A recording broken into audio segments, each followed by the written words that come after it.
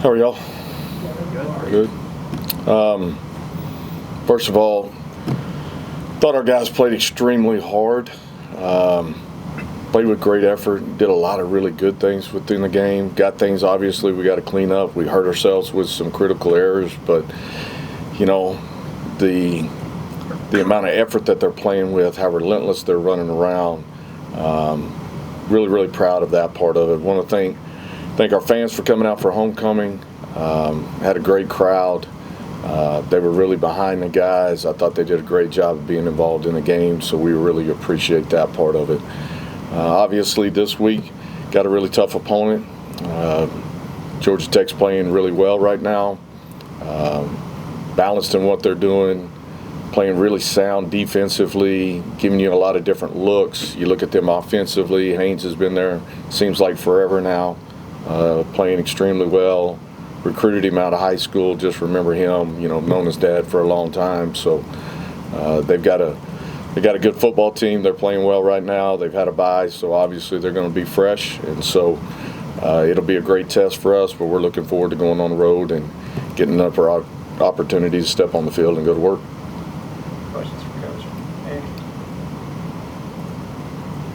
You talked afterwards about how a lot of penalties were sort of passion or effort plays. How do you walk that line or teach that line between passion and being smart? Yeah, it's tough. We only had 6 penalties. Those penalties came at costly times, right? And so, when you're pushing the envelope and these guys are playing with relentless effort, we just got to make smarter decisions in certain situations. And so, we've talked about that. We're addressing it. Obviously, guys have been really receptive. They've played extremely hard, and we've got to continue that part of it. But we just got to be smarter in those situations, especially when we get an opportunity. We got to stop. We can get off the field. Had a couple of those, and then obviously down there in the low red, we're sitting down inside the 1. You can't have that happen. So we'll learn from those things, and we got to continue to grow and improve. In your review of the film and looking back at any of those penalties, you feel differently about them now, and specifically the illegal formation on the special teams one? I don't know how tightly they call that. Did that look like a penalty in your estimation afterwards? I don't want to get fined, right? So, as you're leading me down this track, that doesn't get called very often, and most of the time it's like, you step up and you kind of move the guys kind of back out of the way, kind of alert them that, hey, you're getting close to that line. So, some of those things, it's part of the game. I'm not saying he made the incorrect call. You just don't see it called that often, and most of the time it's in a situation where, hey, you got to give him a little bit more space. You're talking about 2 or 3 inches here or there, basically. And so if you're not careful, you can get into that as you're trying to get a line. So we'll be smarter about that part and make sure we're in good shape. Damon. Phil, when you are talking about the effort, and how do you reiterate to the guys about slowing down the game and making sure, hey, I'm being relentless, I'm playing with effort, I'm going 100 miles an hour at the ball, but at the same time realizing situation, like letting up on the quarterback when you see the ball released, or not putting your hands on someone when they're going out of bounds? Is there a way that you can teach that? Yeah, I think, and again, it's all about the presentation of it. The way our guys right now, especially, in all 3 phases, just the way they're competing, the way they're running, the way they are helping each other, and the way we're gang tackling and doing all of those things are absolutely 100% great things. Now you got to make sure that we're being smart in those situations and understanding what the situation is, where you're at, what's happening, what's the flow of the game. And those guys are going to continue to improve in those areas and get better. And our coaches, I think, are doing a good job of trying to correct some of those mistakes that we all make, but you can't make them at those critical times. The group's faced, once you took over 2 wins, how did you sense the team's response after facing adversity for the first time with you as the leader? This team's faced a lot of adversity throughout the season, and so I think, they're resilient. Guys were disappointed Sunday coming in because we knew we had an opportunity right there and needed to take advantage of it. But that being said, I thought they bounced back. They did some good things on Sunday as far as what we asked them to do from a workload standpoint. Guys were around for meetings and really attentive and ready to move on to the next one. We got a 24-hour rule about what we're doing, win or lose. And so, like I told them on Sunday, hey, you got the day to kind of be in your feelings about it, but then we got to put it back away and we got to move forward and continue to grow and learn from our mistakes and get better as a football team because we got a tough game this week. Right. Coach, Georgia Tech is unique offensively with how much they run the quarterback. He's the leading rusher on the team. How do you prepare for that kind of offense? Yeah, you try to give it as much of a look as you can give in practice. I think they do a great job. They're so heavy into a lot of different gap schemes and the way they present it, formationally, motion. Haynes handles all of that really well. Plus, to your point, they run him a lot. And so we got to do a good job of getting our eyes in the right spots. You got to play really disciplined, sound football on defense. And then when you get an opportunity to get him down, you got to get them behind the sticks. You got to force them into situations that they're not comfortable in because that's what they kind of live on. They maintain drives. They stay in short yardage type situations. You get down in the red zone, they're always trying to find +1 runs.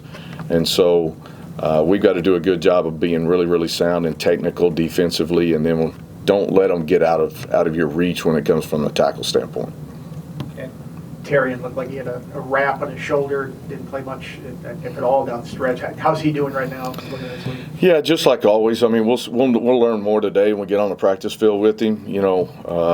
I thought he reacted well Sunday and Monday, but you never know until you get back on the field. So right now, I feel good about where he's at, but I'll learn more today. 111 yards, passing yards last week. I think it was a season low there. What needs to be done to get more out of the passing game right now? Well, I think it's probably a factor of all of us, right? We got to do a better job protecting. We got to do a better job delivering the football on time. We got to do a better job from a route standpoint. I got to do a better job schematically of getting guys opportunities. I thought we did a better job in the second half, and we found some explosive plays in there with them. To that point, we're seeing a lot of different looks. If you look at it early in the game, we got several different looks that they hadn't shown on tape at that point. So it's getting back to the sideline, making adjustments, and being able to transition from that standpoint. So I think it's a growing process for us, and we're continuing to learn. But I think those guys are bought in, and they are given really, really strong effort in areas, and we're always trying to improve each and every day, and I think that starts from the coaching staff working our way out. With your O-line situation, do you just kind of expect everybody to bring the house at this point? You kind of referenced it in the post game the other day. That's the trend right now. So we've had to shuffle a lot of different guys up front. Had to do it again the other night, and trying to find a more manageable consistency to it all. And so we'll see how that plays itself out this week in practice. And, again, we're going to try to get our best 5 guys on the field and give them an opportunity to be successful, and maybe we can help them in some different ways. Dave. You mentioned you recruited Haynes King when I believe you were at Tulsa. A lot of good prospects come out of Longview, Texas. Yeah, they've had some good ones. I will say they've had some good quarterbacks. Haynes is probably, I'd venture to say, now I can't go back that far from the history standpoint. He's probably maybe the most prolific quarterback that's come out of there. There's been a lot of good linemen, a lot of good linebackers, running backs. Believe it or not, his dad is a huge run the power lineup and let's see if you can stop it type of guy. Now, he changed a little bit. Haynes gave him the ability to throw it around the yard a little bit more, and but they've always been really good. And you're talking about East Texas right there, tremendous athletes running through, and they've had a good run of them.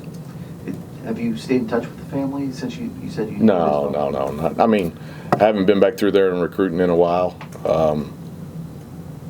My recruitment of Haynes didn't last very long because he blew up pretty quick. So he got a lot of offers, and mine kind of fell kind of over there to the side. So, which is fine. That's the way recruiting goes. But yeah, always rooted for him. Was very impressed with what he did coming out of high school.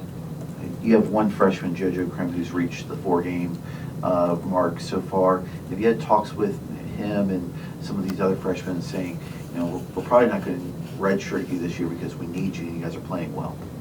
Well, we got a lot of freshmen playing right now, and obviously those conversations are going on. But that being said, those guys have stepped up, played really big.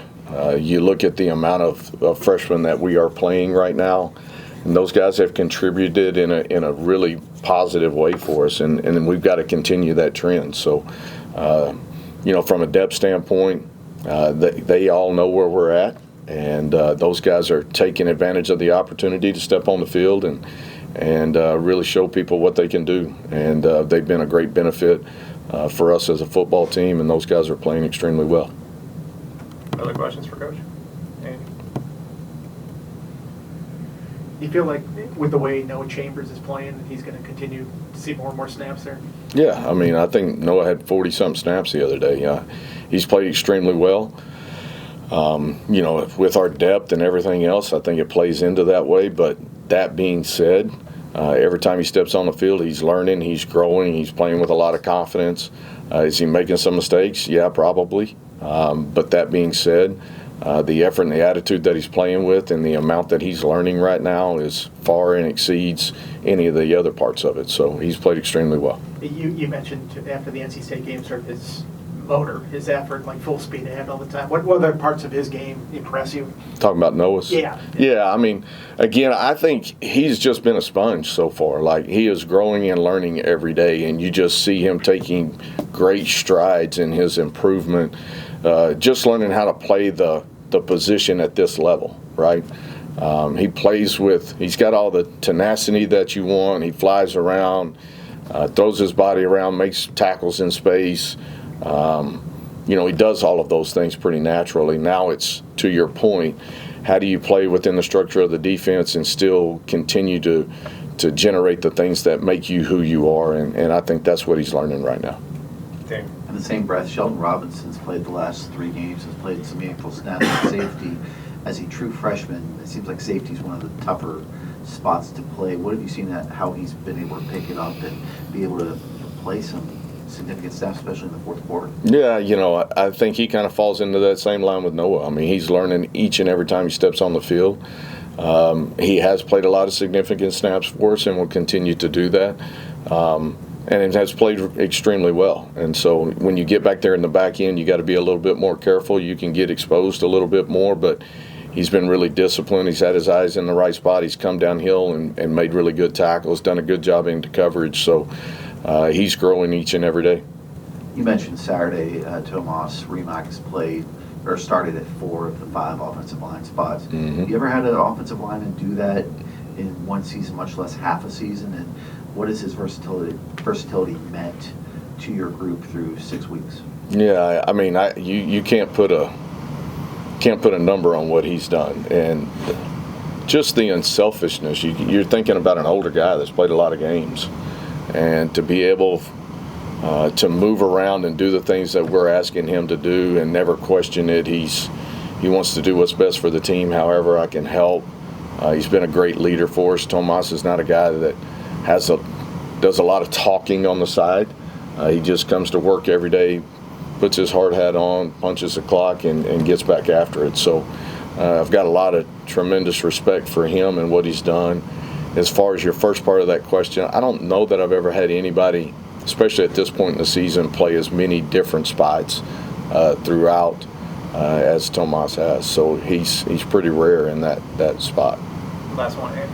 Going off of that, every time we ask these linemen, is it easy to switch spots? They always come, it's no big deal. You just kind of flip over and change your mindset of where you're playing. Are they underselling how difficult it is to play? Yes, they are underselling it. I mean, they're saying it with confidence, but yes, they're underselling it. It's not as easy. You got to think about all the different verbiages and how things move. And on this side, it means I do this. On this side, it may mean the opposite of that.